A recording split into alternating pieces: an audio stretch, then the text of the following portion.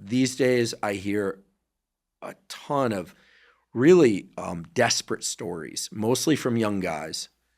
I've heard from maybe 4 or 5 women on this, but literally thousands of young men about porn addiction.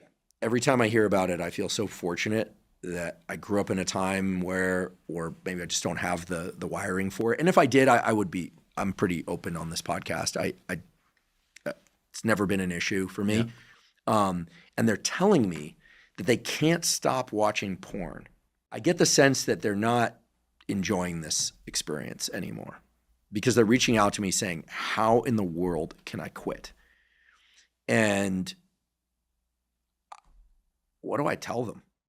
I remember, and again, I don't know this study, but I remember somebody referencing many years ago when I was first getting in the field that porn addiction at the time, specifically related to video pornography, which is what it all is now, right?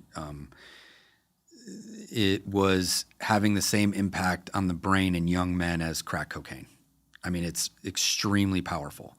Has a lot of other effects in that it sets up a very unrealistic idea and perspective of what sex and intimacy is. You know, it also can help or can lead to kind of setting their sexual template. You know, they can quickly escalate, just like you would escalate, kind of back to the hot fudge sundae, where it doesn't work anymore, from, you know, something that might seem like normal sex to violent sex to really out there things that can bring a lot of shame that they're even watching, and it can escalate quickly and then have an impact on their own lives and relationships because they're playing out those relationships or that amount of intimacy, depending on what they're doing. Also, if there's masturbation along with it, in a fantasy.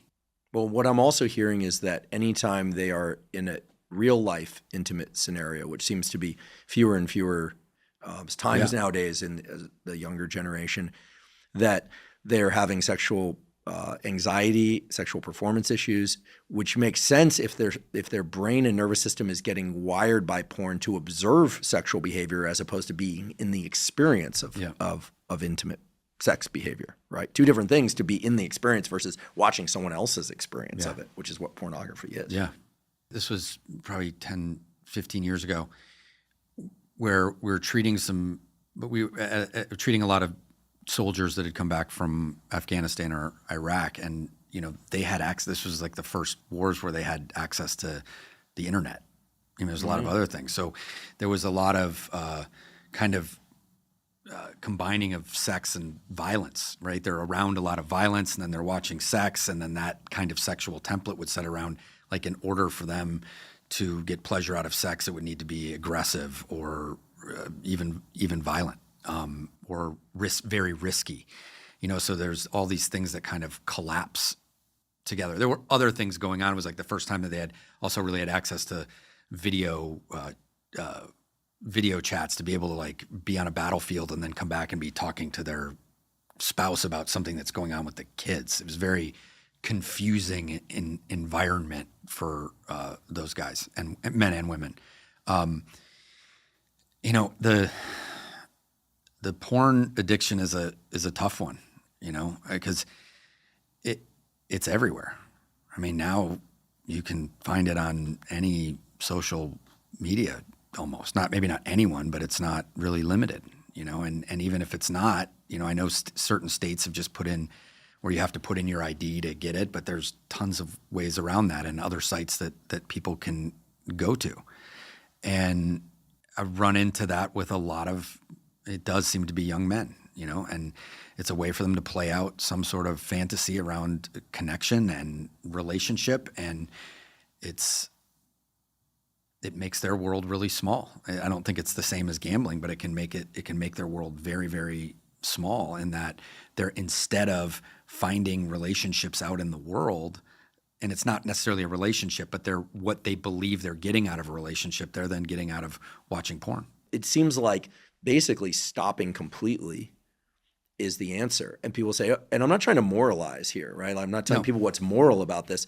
I just know that any behavior or substance that leads to quick, repeated inflections in dopamine is going to create a groove in the nervous system where you're going to crave that thing, and it's going to give you a lower and lower sense of satisfaction over time. And the only way to reset that circuit is to stop and do something else in its place, ideally that's adaptive. These are people that are asking you how they can stop.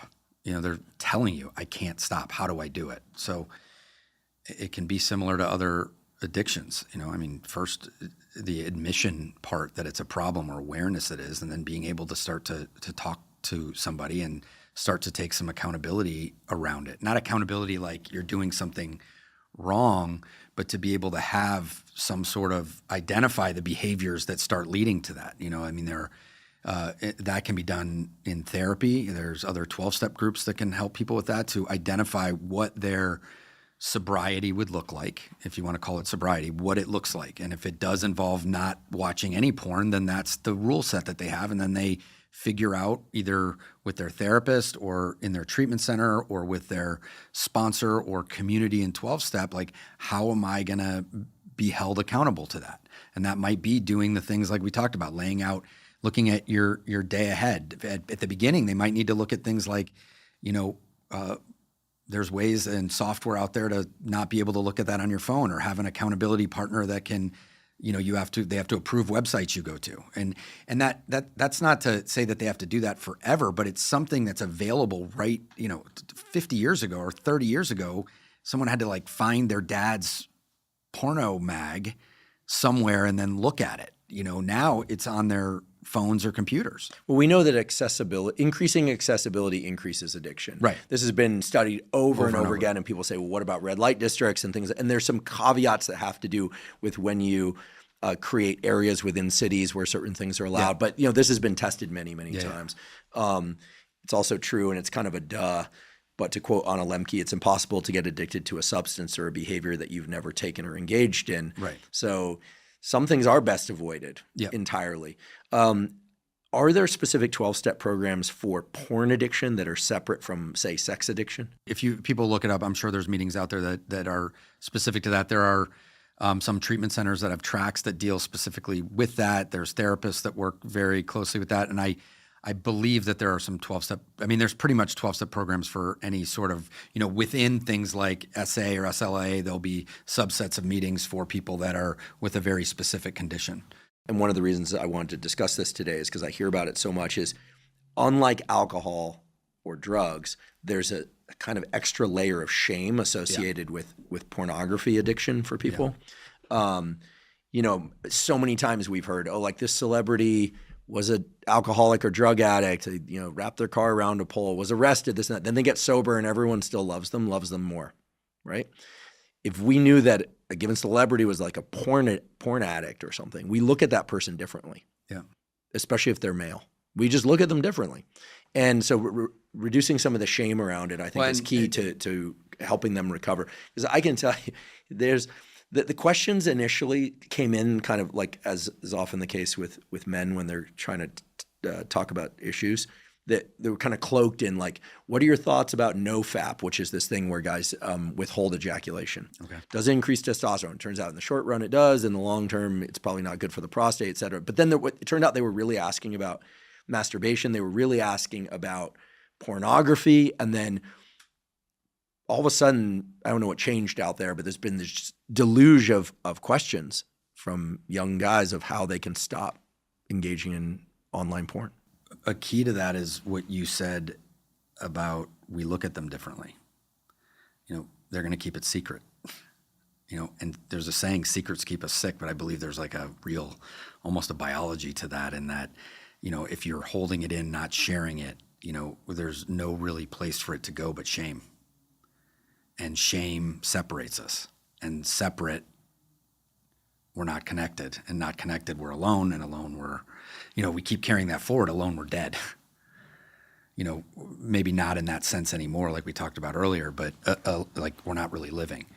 And so they're, these guys are hearing you on a podcast and then DMing you, right? They're probably not in a personal, close relationship with you, right? It's easier to send it there than maybe go ask for help with somebody in their area or go to a meeting or something like that because of the stigma. So it's good that you've opened up the ability for people to do that, but to continue to direct them back to, let's try to treat this like we would any other addiction, at least from the standpoint of you've got to talk about it. You've got to have some sort of admission. You've got to be able to find a community around it. You want to be able to do work, most likely with a therapist or a team of therapists that can help you understand what's driving that behavior.